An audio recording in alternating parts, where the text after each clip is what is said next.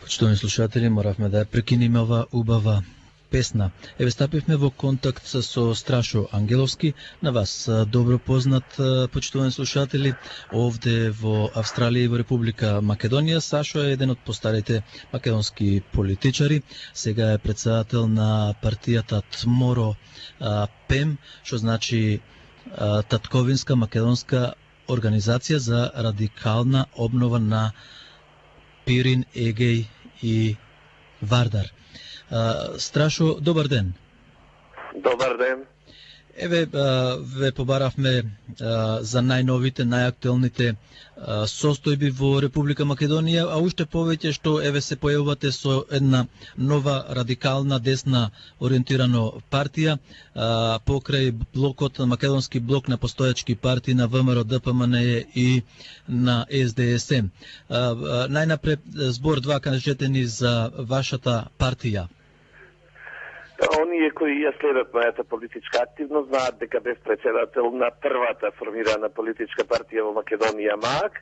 Меѓутоа, бидејќи МААК ја заврши својата мисија, мисијата на МААК беше да се формира независна држава на овој дел на македонската територија, бидејќи Република Македонија како независна држава веќе екзистира, ние тргнавме понатаму со еден добар дел од македонските бранители, формиравме една нова политичка партија. Партијата е Татковинската македонска организација за радикална обнова за Вардар, Егеј, Пирин и Преспа, од што и самото име кажува што е нашата следна цел. Следната цел на политичката партија која ја предводам е обединување на македонските територии и создавање природна држава на македонскиот народ.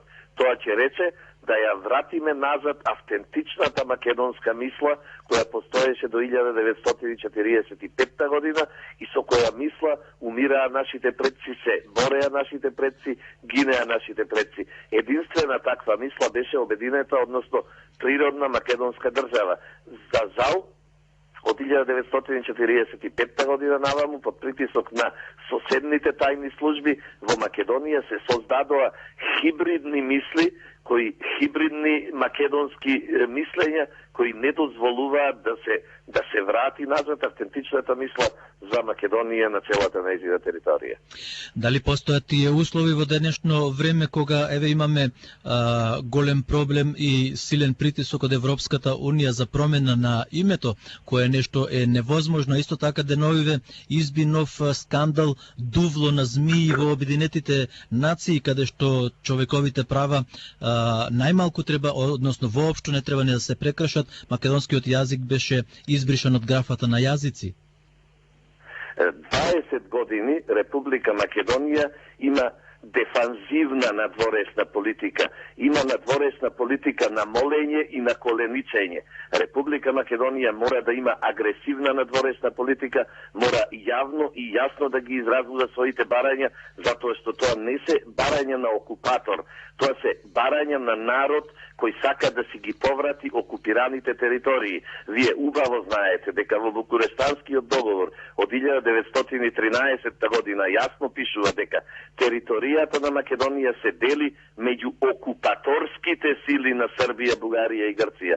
Тоа ќе рече дека терминот окупаторски, кој важел во 1913 година, се уште важи, значи дека окупаторите мора дефинитивно да се повлечат од окупираните територии.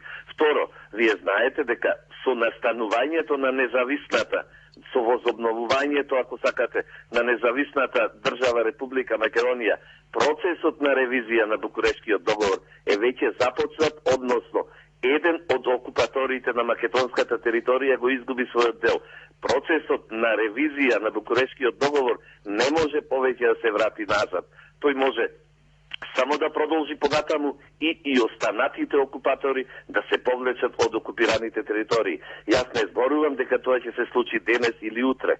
Јас само говорам дека обединувањето на македонските територии мора да биде наша стратешка цел, кон која мораме да стремиме и како таква стратешка цел треба да ја имаат зацртано во своите програми сите политички партии во Република Македонија.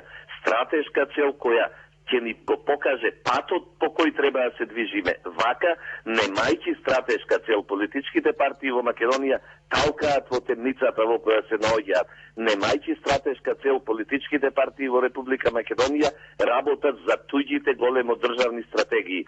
Токму затоа јас апелирам до сите македонци, до сите политички партии, како крајна стратешка цел да го поставиме обединувањето на Македонија.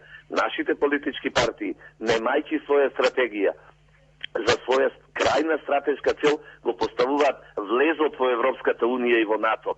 Тоа ниту може, ниту смее да биде крајна стратешка цел, туку тоа може да биде само средство за остварување на стратешката цел на македонците, а тоа е обединување на македонските територии. И кој уште вели дека во едни идни променети услови на пријателства и непријателства, во едни идни променети услови на светските геостратешки односи, нема да дојде ситуација кога македонците ќе ја добијат својата шанса за да ги обединат македонските територии.